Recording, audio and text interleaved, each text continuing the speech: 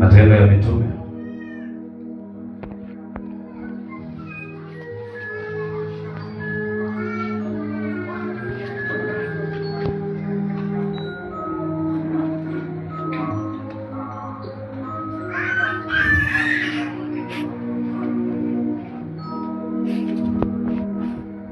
Matendo ya Mitume tukatwende pale.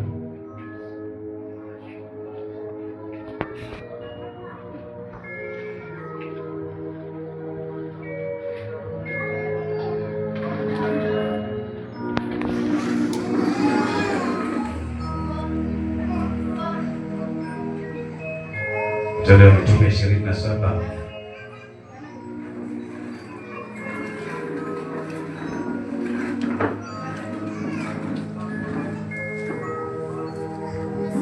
Matendo ya Mitume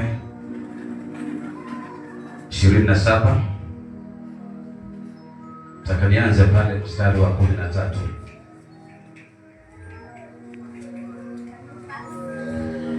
Na upepo wa kusi ulipoanza kuvuma kidogo, wakidhani ya kuwa wamepata walioazimu kupata, kang'oa nanga wakasafiri karibu na Krete, pwani kwa pwani. Baada ya muda mchache kavuma upepo wa nguvu wa namna ya tufani uitwao Herakilo. Merikebu iliposhikwa na kutoweza kushindana na upepo, tukaiacha tukachukuliwa, na tukipita upesi katika kiziwa kidogo kiitwacho Kauda, tukadiriki kuikweza mashua, lakini kwa shida. Tulipokwisha kuikweza, wakatumia misaada, wakaikaza merikebu kwa kuipitisha kamba chini yake, nao wakiongopa wasije wakakwama katika fungu liitwalo Siti, wakatua matanga, wakachukuliwa vivi hivi. Na kwa maana tulikuwa tukipigwa sana na ile tufani, siku ya pili yake wakaanza kuitupa shehena baharini. Siku ya tatu wakatupa vyombo vya merikebu kwa mikono yao wenyewe. Jua wala nyota asikuonekana muda wa siku nyingi, na tufani kuu ikatushika. Basi tukakata tamaa ya kuokoka. Na walipokuwa wamekaa wakati mwingi bila chakula, Paulo akasimama katikati yao akasema, wanaume, iliwapasa kunisikiliza mimi na kutong'oa nanga huko Krete, kupata madhara haya na hasara hii. Sasa nawapeni shauri, iweni na moyo mkuu, kwa maana hapana hata nafsi mmoja miongoni mwenu itakayopotea, ila merikebu tu. Kwa maana usiku huu wa leo malaika wa Mungu, yule ambaye mimi ni wake, naye ndiye nimwabudie, alisimama karibu nami akaniambia, siongope Paulo, una budi kusimama mbele ya Kaisari. Tena tazama, Mungu amekupa watu wanaosafiri na wewe. Basi wanaume, changamkeni, kwa sababu namwamini Mungu ya kwamba yatakuwa vile vile kama nilivyoambiwa. Nataka nisome mstari ule wa kwanza, ile chapter 28. Tulipokwisha kuokoka, ndipo tukajua ya kuwa kiziwa kile chaitwa Melita. Wenyeji wakatufanyia fadhili zisizokuwa za kawaida, kwa maana waliwasha moto wakatukaribisha sote, kwa sababu ya mvua iliyonyesha na kwa sababu ya baridi. Bwana Yesu asifiwe. Nataka leo nikaweze kuongea maneno ambayo hayatakuwa mengi sana,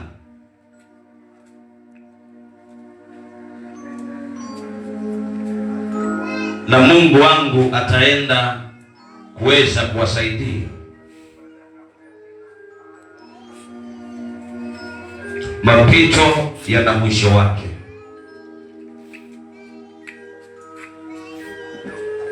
Kila kitu mtu anaweza akapitia kina mwisho wake. Hali ambayo mtu anaweza akaipitia, hata kama inaweza ikakaa kwa muda mwingi, lakini ina mwisho wake. Everything ambayo ina mwanzo ina mwisho wake. Japokuwa Mungu wetu yeye hana mwanzo na wala hana mwisho, but all the other things ambazo ziko katika dunia hii zina mwisho wake. Hata vitu vile ambavyo tunatumia sina expiry date yake, sina siku yake ya mwisho ya kutumika. Leo kuna kitu utaenda ununue kwa duka, na ukifika kwa nyumba uangalie upate expiry date yake ama siku ya kuharibika kwake ilikuwa ni jana, mapia ni leo. Na ile kitu ukiwa na akili iliyo nzuri hautaitumia. So there is an expiring time for everything. Hata majaribu ambayo watu wanaweza wakapitia yana mwisho wake. Hata hali ngumu ambazo mtu anaweza akapitia, ile hali ina mwisho wake. Changamoto ambazo mtu anaweza akapitia, zile changamoto zina mwisho wake. There is no any situation that will last forever in your life.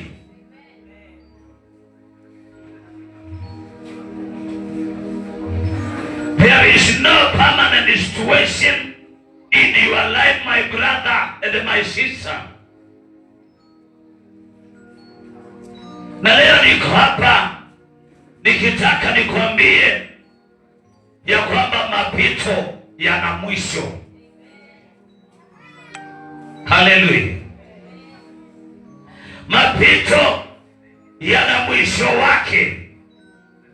Leo tunaweza tukaongea habari za mapito yako, lakini I want to tell you the time is coming when we will not talk about you and we will talk about something else, because maybe what you are going through now, it will not be there tomorrow. Kile leo naweza ukawa unapitia kinaweza kuwa ni kitu kizito, lakini kesho kwa neema ya Mungu mapito yana mwisho. Hiyo kitu kitafika mwisho, na tutaongea habari za mtu mwingine, na tutaongea habari za kitu kingine. Na kama italazimu tuongee habari zako, hatutaongea vile umepita kwa shida, hatutaongea vile unateseka, hatutaongea vile mambo yamekuharibikia. Tutaongea vile Mungu amefanya katika maisha yako. Tutaongea yale mazuri ambayo Mungu ameyafanya katika maisha yako. Tutaongea about what God has done in your life. Mapito yana mwisho wake. Safari ya Paulo imeanza na anapelekwa kwa mtu anaitwa Kaisari. Wale watu wameanza safari yao kwa sababu ya ile injili ambayo mzee huyu Paulo alikuwa anahubiri, na ikawa sasa ni lazima aende na afikishwe kwa Kaisari akiwa amefungwa, na safari yake ikaanza. Lakini safari ile haikuwa rahisi. Wakatembea kwa merikebu, wakatembea kwa maji, sio siku moja, sio siku mbili. Na katika ile safari Paulo na watu wengine ambao wanasafiri na yeye, na katika safari ile Biblia inasema ya kwamba katika bahari kukawa na tufani, kukawa na upepo, ambao upepo ule haukuwa upepo mdogo, haukuwa upepo wa kawaida. Na safari yake Paulo ikaendelea. Nakumbuka yeye Paulo, yeye anapelekwa kule kwa Kaisari kwa sababu ya kesi ambazo ako nazo za kuhubiri injili, na kuna watu wengine pale pia nao wameenda kwa biashara zao, wameenda kwa raha zao, wameenda kwa starehe zao. Lakini Biblia inasema ya kwamba walipoanza ile safari ile haikuwa rahisi. Wakatembea katika maji, wakatembea kwa merikebu. Biblia inasema ya kwamba upepo ukawa mwingi, wale watu wakawa katika hatari ya kufa. Maandiko inasema wakatupa vitu vyao, wakatupa shehena walizokuwa nazo, kwa sababu ya upepo. Angalau wanataka waokoe maisha yao. Wanasema afadhali tupoteze bidhaa, afadhali tupoteze makontina, lakini maisha yetu yasipotee. Wale wanaume, ile safari ikawa zito, ile safari ikawa ya maumivu. Kumbuka Paulo yuko ndani na tayari yeye ni mfungwa, yeye ako under security, lakini maneno yanatokea hivi, mambo yanatokea si mazuri, hali si nzuri, hali haipendezi.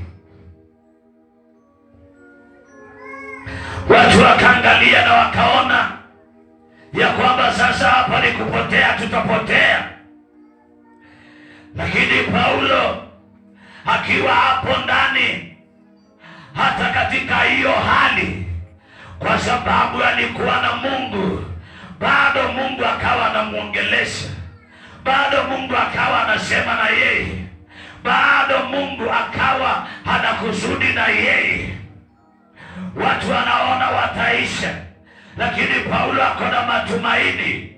Lakini Paulo amejikaza, anajua yule Mungu ambaye yuko ndani yake, kule ambako anaenda yeye atafika na watafika.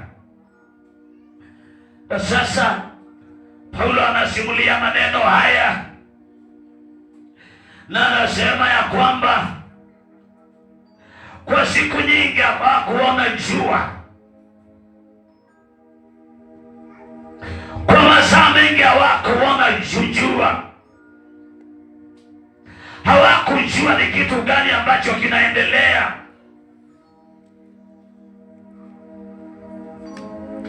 Lakini walipokuwa katika hali hiyo, Paulo akasimama. Kumbe usiku ametembelewa na Mungu.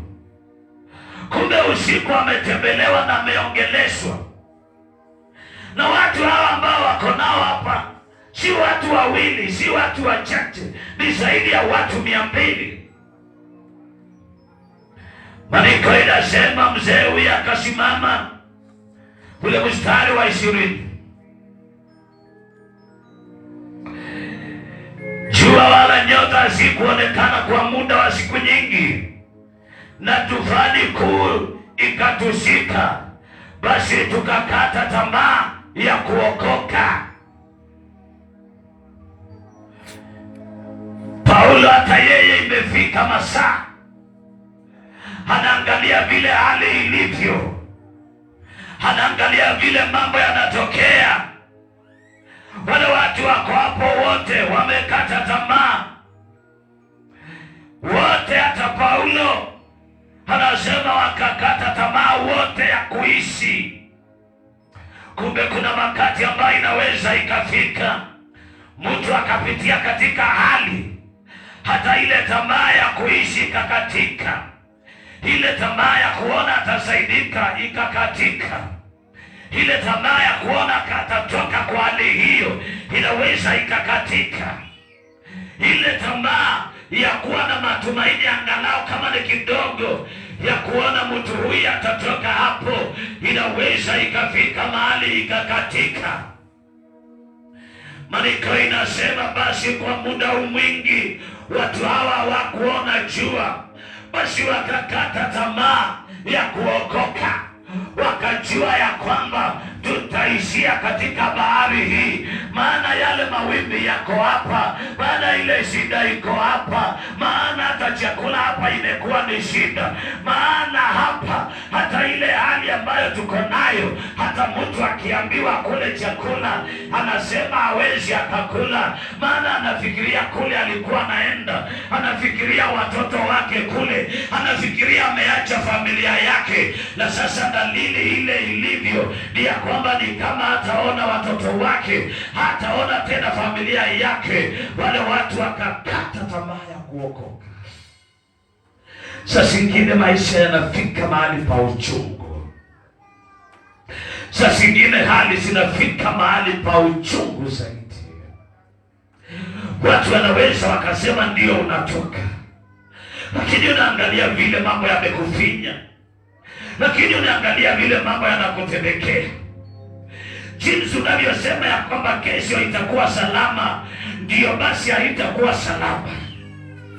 Ukitarajia kwamba leo imepita na mhubiri amesema ya kwamba your life will be better tomorrow, ile tomorrow inafika, watu wanaanza kusema I wish hata ingekuwa jana, I wish usiku haungeingia, I wish hakungepambazuka, I wish tu ningezama na jua. Inafika mahali watu wanavunjika mioyo, wanakata tamaa for good. Maandiko inasema watu hawa wakakata tamaa za kuokoka kutoka kwa ziwa hili, kutoka kwa bahari hii, wakakata tamaa. Maandiko inasema na walipokuwa wamekaa wakati mwingi bila kula chakula. Aseme kile chakula, kumbe hata unaweza kuwa na chakula mtu wa Mungu, lakini kwa sababu ya hali ambazo unapitia, chakula kikawa hauna muda. You don't have time to eat. Hata kama chakula ni kizuri, hauna masaa ya kuishi. Hana amelilia mtoto, imefika mahali hata chakula hakuli, amekunjana uso. Wanake anajaribu kumwambia, si mimi niko zaidi ya watoto 10, lakini ana kile anachotaka. Mahali amefikia anataka mtoto, yeye hataki mzee kufika hapo. Hata ukimpatia chakula, hiyo chakula haina utamu. Hata ukimpeleka outing, hiyo outing haina utamu. Hata ukimnunulia nguo mpya, inakuwa haina utamu. Maana moyo wake umestiki kwa mtoto. Watu hawa wakakaa siku nyingi bila ya kukula. Paulo akasimama katikati yao akasema, wanaume, iliwapasa kunisikiliza na kutomoa nanga huko Krete na kupata madhara haya na hasara hii. Sasa nawapeni shauri, iweni na moyo mkuu, kwa maana hapana hata nafsi moja miongoni mwenu atakayepotea, ila merikebu tu. Watu hawa wakiwa kwa hali hiyo, Paulo anasimama, na kwa sababu alikuwa ameadvise hapo nyuma na akakosa ushauri wake, kawambia, basi nisikilizeni tena mara hii moja, na wataka niwapee shauri moja ingine. Nawaambia hivi, hakuna mmoja wenu ambaye atakayepotea hapa. Hakuna nafsi ya mtu mmoja ambaye itapotea hapa tulipo, ijapokuwa merikebu. Kwa maana usiku wa leo malaika wa Mungu ambaye ni wangu, ambaye ninayemwabudu, alisimama karibu nami akaniambia, usiongope Paulo, hauna budi kusimama mbele ya Kaisari. Tena tazama, Mungu amekupa watu wote waliosafiri pamoja na wewe. Lakashakataya. Mzee akasimama na akasema, malaika ambaye mimi ni wake na malaika ambaye ninayemwabudu usiku wa leo alinitokea na akaniambia maneno haya, usiongope Paulo, maana huna budi kusimama mbele ya Kaisari. Tena tazama, Mungu amekupa watu wote waliosafiri na wewe. Akawaambia, basi wanaume, changamkeni, kwa sababu ninaamini Mungu ya kwamba yatakuwa vile vile kama alivyoniambia. Na hapo tunapoendelea tukivuka chapter ingine, maandiko inashuhudia ya kwamba na basi tulipokwisha kuokoka, hiyo ina maana sasa wametoka katika zile shida, wamekanyanga katika nchi ingine, wametoka katika mateso yamefika mwisho.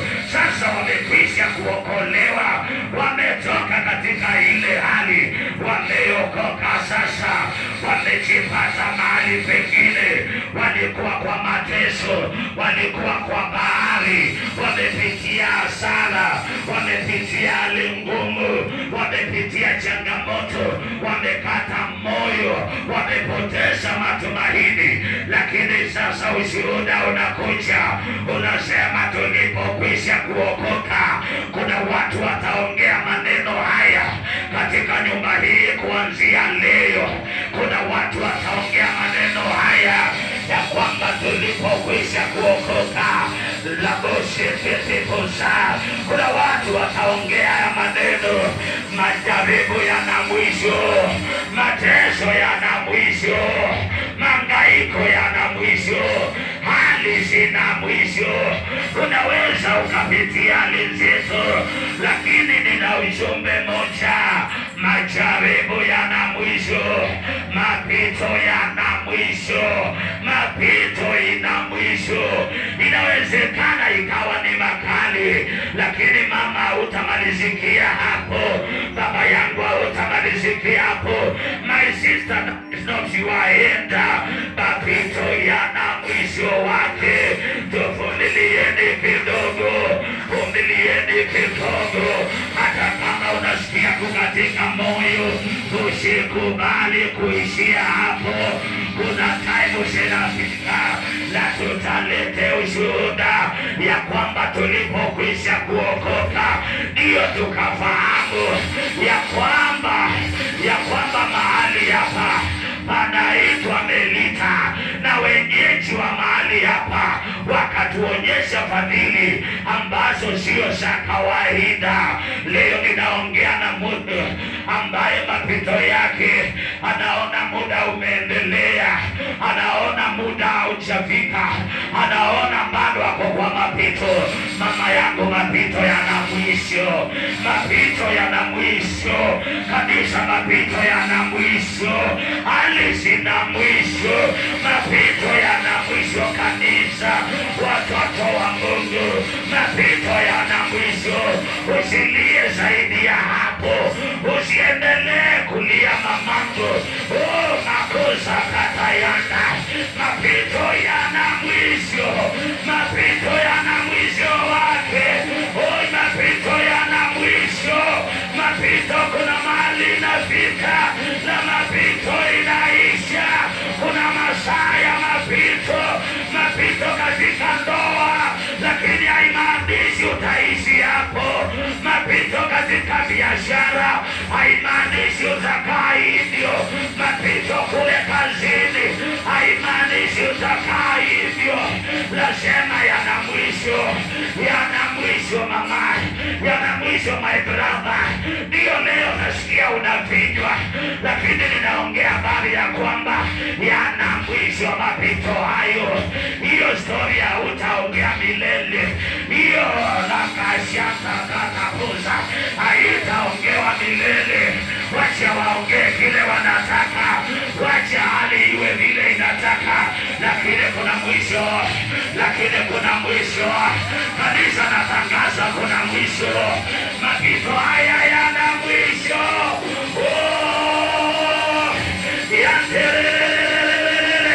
Nasema yana mwisho.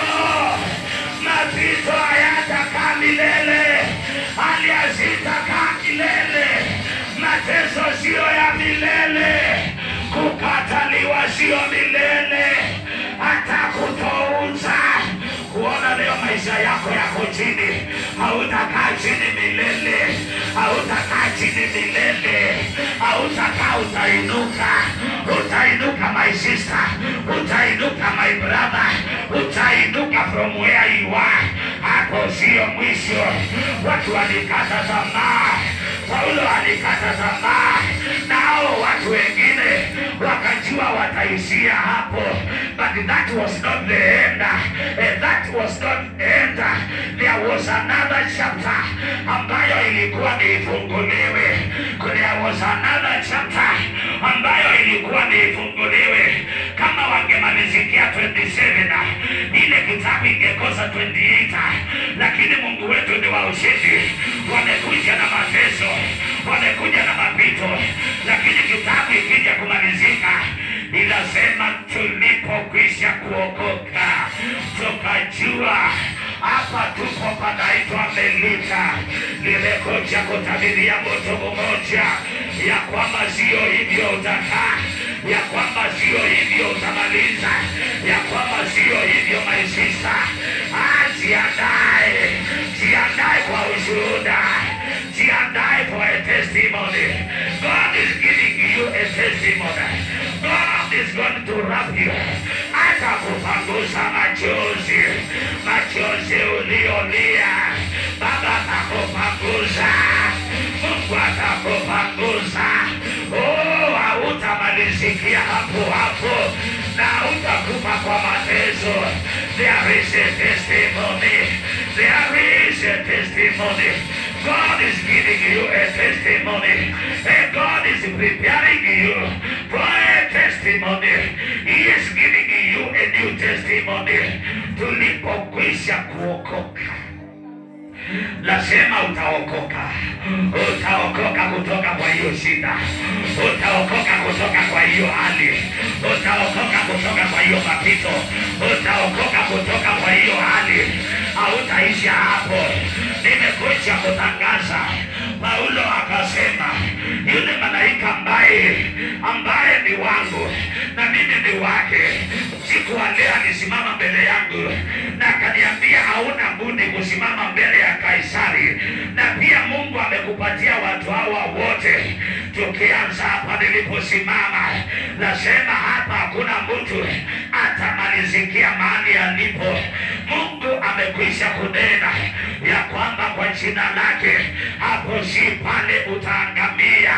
Mungu amekwisha kukulete hapa, amekulete kwa madhabahu hii. akiwa na kusudi na lengo iliyo njema, na kile kitafuatia hapo, utaokoka. Utaokoka kwa hiyo hali, utaokoka kwa hiyo shida, utaokoka. Wakatae wakubali, nasema utaokoka. Wapinge wasipinge, nasema utaokoka. Wazuie wasizuie, nasema utaokoka. Nasema utaokolewa. Hata wafanye kitu gani, natangaza utaokolewa. Wazuie namna gani, Mungu hawezi akazuilika. Lakasha kabarababosaya, likatabarababosaya. Hakuna mtu ambaye ataishia hapa. Wana Life Changing Ministry tunaenda wana Changing Ministry, wana Life Changing Ministry. Hakuna mtu. Ninakumbuka maneno makashakata yanga. Nakumbuka maneno ambayo Yesu aliniambia ile usiku alipokuwa akinipea huduma hii. Aliniambia, mwanangu, enda utafute mahali unijengee nyumba na uandike Life Changing Ministry, na chini yake uandike Life Changing Center, na utaona ile kitu nitafanya hapo. Maana wale watu wote watakufuata, maisha yao hayatakuwa ya kawaida. Ianze leo katika jina la Yesu. Kama ilikuwa haijaanza, nasema ianze leo. Nasema ianze leo. Nasema ianze leo. Nasema ianze leo. Watu walio kwa nyumba hii, ianzishwe leo. Nasema ianzishwe leo. Nasema mambo yabadilike. Mambo yako yabadilishwe. Yabadilishwe. Wale watoto wako kwa nyumba hii, mambo yao yabadilishwe. Mapito yana mwisho, yana mwisho.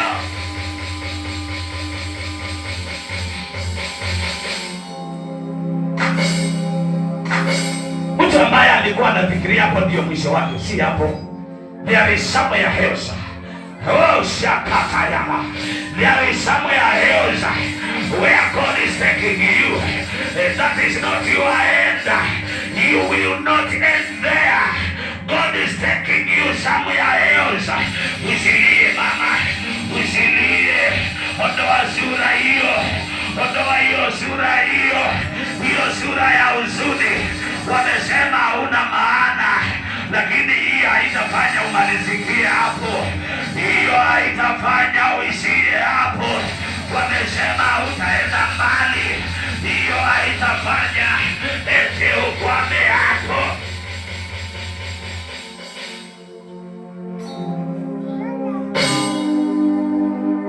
Mapito yana mwisho. Kanisa, mapito yana mwisho.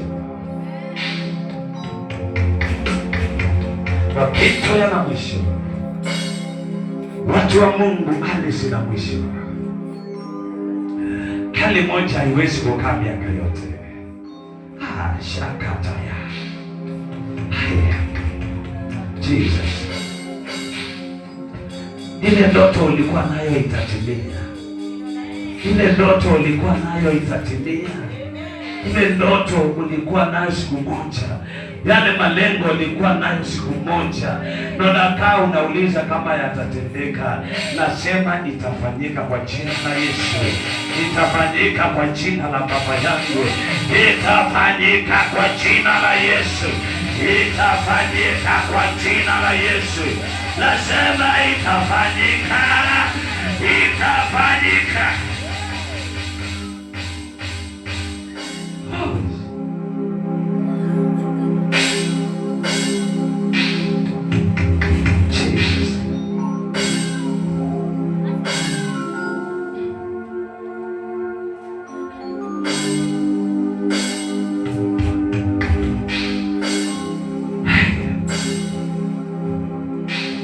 Jua na nyota asiyekuonekana kwa muda wa siku nyingi, tufani kuu ikatushika, basi tukakata tamaa ya kuokoka. Nataka niongee na mtu ambaye amekata tamaa ya kutoka mahali alipo. Utatoka, utatoka. Mimi nasema utatoka, na siko peke yangu, niko na Baba yangu ambaye amenituma. Nasema utatoka. Usikate tamaa, usivunjike moyo, usikubali kujiua. Hata wakisema hautaenda, usikubali kusema ni ukweli. Hata wakisema hauna umuhimu wowote, katana na maneno yao. Walikata tamaa. Hiyo ni mstari ya 20. Lakini tukianza chapter ile ingine, anaongea story ingine. Kuna chapter ingine ya maisha yako ambayo haijafunguliwa. Kuna ukurasa mwingine wa maisha yako ambao haujafunguliwa, na ninaomba leo ufunguliwe. Ninaomba leo ukurasa huo ambao haujafunguliwa, nasema ufunguliwe. Ukurasa ambao uko na testimony, ukurasa ambayo utaongea kama shujaa, ukurasa ambayo utaongea vyema, nasema huo ukurasa ufunguliwe. Umelia siku nyingi mama, umelia wakati mwingi my sister, umekuwa na maswali, mpaka inafika mahali unauliza, kweli nimeokoka ama sijaokoka? I want to tell you, umeokoka. Haya ni mapito, na mapito yana mwisho wake. Mapito yana mwisho wake. Mapito yana mwisho wake. Mapito. Nataka niombee mtu mmoja ambaye ananiambia, mimi ile mapito nimepitia, hata saa zingine ninatamani kama singekuwa. Kimbia hapa mbele mara moja. Nataka niombee mtu wa aina hiyo ambaye anasema, mimi mtu wa Mungu, ile hali ambayo saa zingine ninapita, mimi ninasikia hata kujiuliza mimi ni wa wapi. I want to pray with you. Yana mwisho mapito. Kanisa yana mwisho. Funga macho yako ukiingia hapo na uconnect mara moja. Mapito yana mwisho. Mapito yana mwisho. Mapito yana mwisho. Mapito yana mwisho. Mapito. Paulo na wenzake walikata tamaa. Dada yangu, my sister,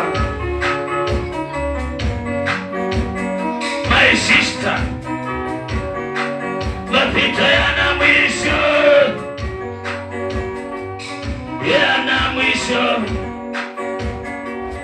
yana mwisho, yana mwisho, yana mwisho. Mapito yana mwisho, yana mwisho, yana mwisho. Mapito yana mwisho,